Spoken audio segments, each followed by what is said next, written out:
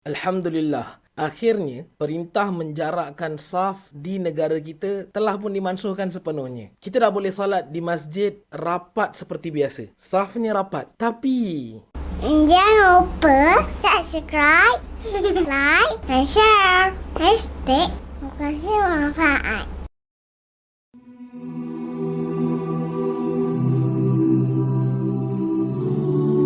masih ramai di kalangan kita yang mungkin trauma sehingga seolah-olah mahukan salat dengan saf yang tetap jarak. Walaupun pihak berwajib telah pun membenarkan saf dirapatkan, masih ramai sebenarnya yang jarakkan bila ada orang lain datang dan cuba untuk rapatkan. Tambahan pula bila setiap orang menggunakan sejadah masing-masing, seakan-akan seluruh kawasan jahitan sejadahnya tak boleh dicerobohi oleh orang lain. Jangan macam tu. Nabi SAW menyebutkan kalimah watarasu dan rapatkanlah saf kalian. Nak rapat macam mana? Nabi SAW ajarkan untuk menutup setiap celahan dan kerenggangan. Sabda baginda Nabi SAW, wasuddul khalal walinu bi aidi ikhwanikum wala tadharu furujatin lisyaitan wa man wasala saffan wasalahu Allah wa man qata'ahu qata'ahu Allah. Tutuplah celahan di antara kalian. Lembutkanlah untuk tangan-tangan saudara-saudara kalian dan janganlah kalian membiarkan ruang untuk syaitan. Sesiapa yang menyambungkan safnya, maka Allah Subhanahu wa taala menyambungkan baginya rahmat, dan sesiapa yang memutuskan safnya, maka Allah Azza wa Jal akan memutuskan baginya rahmat. Dari hadis riwayat Nu'man bin Bashir radhiyallahu an, aqbala Rasulullah sallallahu alaihi wasallam biwajhihi 'ala an-nas faqala aqimu sufufakum ثلاثا والله لتقيمن صفوفكم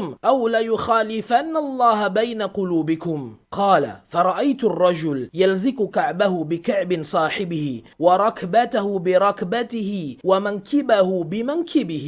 Rasulullah sallallahu alaihi wasallam menghadapkan wajah baginda kepada manusia. Lalu baginda sallallahu alaihi wasallam bersabda, dirikanlah saf. Baginda Nabi sallallahu alaihi wasallam menyebutkan 3 kali, demi Allah, dirikanlah saf atau Allah akan selisihkan di antara hati kalian. Lalu An-Nu'man bin Bashir radhiyallahu an berkata, aku melihat seorang lelaki ilzaq, yakni menempelkan kakinya dengan kaki orang di sebelahnya, lutut dengan lutut di sebelahnya, dan bahu dengan bahu saudaranya. Ya, beginilah yang dituntut oleh baginda Nabi sallallahu alaihi wasallam. Bahu ke bahu, tumit ke tumit, jangan jarak. Jangan. Al-Imam Ibn Hajar Al-Asqalani menyatakan bahawa mereka yang memutuskan saf adalah tergolong dari kalangan mereka yang berdosa besar. Bahkan Khalifah Sayyidina Umar bin Al-Khattab radhiyallahu an tidak akan memulakan salat sehingga barisan ataupun saf yang didirikan lurus dan sempurna. Dalam riwayat dinyatakan, ma ra'aitu ahadan kana ashaddu ta'ahudan lis-saff min Umar in kana yastaqbil al-qiblah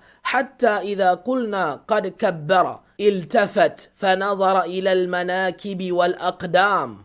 وإن كان يبعث رجالا يطردون الناس حتى يلحقوهم بالصفوف. Aku tidak pernah melihat seseorang yang begitu besar perhatiannya terhadap saf melainkan Sayyidina Umar bin Al-Khattab radhiyallahu an. Ketika kami semua telah menghadap kiblat dan bersedia untuk mengangkat takbir, beliau masih lagi menoleh ke belakang dan melihat bahu-bahu dan kaki-kaki kami. Ada kalanya beliau akan mengutuskan seseorang untuk mentertibkan jemaah sehingga mereka semua saling ilzaq, yakni menempel satu sama lain dalam saf salatnya. Kalau dulunya kita jarakkan atas sebab mengelakkan jangkitan, mentaati perintah daripada pemerintah, sekarang perintah penjarakan saf dah pun dimansuhkan. Jangan pula kita buat hukum sendiri. Sepatutnya apabila kita kembali diizinkan untuk menegakkan satu sunnah, kita menjadi orang yang bersungguh-sungguh untuk mengerjakannya, bukannya takut-takut.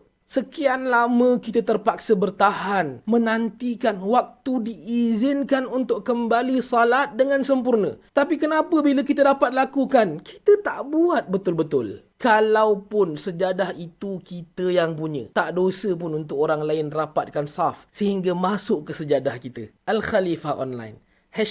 #berkongsi manfaat. La ilaha illallah Muhammadun Rasulullah alaihi salatullah wa والأحبة